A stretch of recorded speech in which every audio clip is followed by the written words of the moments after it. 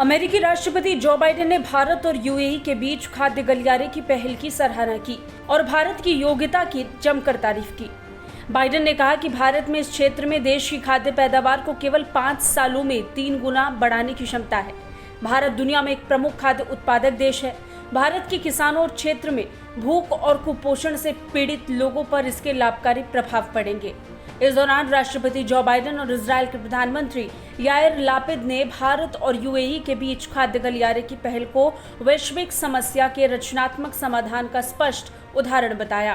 The first two projects that we're tackling together on food security and clean energy are designed to take on two of the most urgent crises affecting people around the globe. Food insecurity.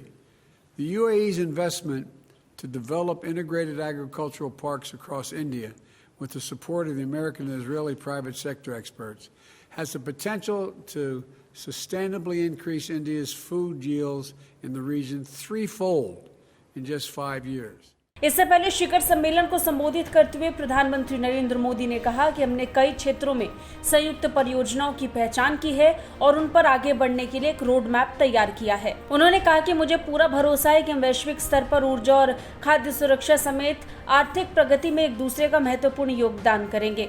ये फैसला देश के किसानों के लिए बेहद फायदेमंद साबित होगा। I2U2 फ्रेमवर्क के तहत हम जल, ऊर्जा, परिवहन, स्पेस, स्वास्थ्य और खाद्य सुरक्षा के 6 महत्वपूर्ण क्षेत्रों में ज्वाइंट इन्वेस्टमेंट बढ़ाने के लिए सहमत हुए हैं। यह स्पष्ट है कि I2U2 का विजन और एजेंडा प्रोग्रेसिव और प्रैक्टिकल है और इस तरह भारत, इजरायल, अमेरिका और यूएई के बीच साझेदारी के समूह I2U2 की पहली शिखर बैठक भारत के लिए नए मौकों के दरवाजे खोलने के साथ संपन्न हुई। प्रधानमंत्री मोदी और अमेरिकी राष्ट्रपति जो बाइडेन समेत चारों देशों के नेताओं की बैठक में 2 अहम परियोजनाओं को हरी झंडी दिखाई गई, जिन्हें भारत में खड़ा किया जाएगा। इसके तहत जहां भारत और यूएई के बीच फूड कॉरिडोर बनेगा, वहीं भारत के द्वारका में अक्षय ऊर्जा हब को भी तैयार किया जाना है।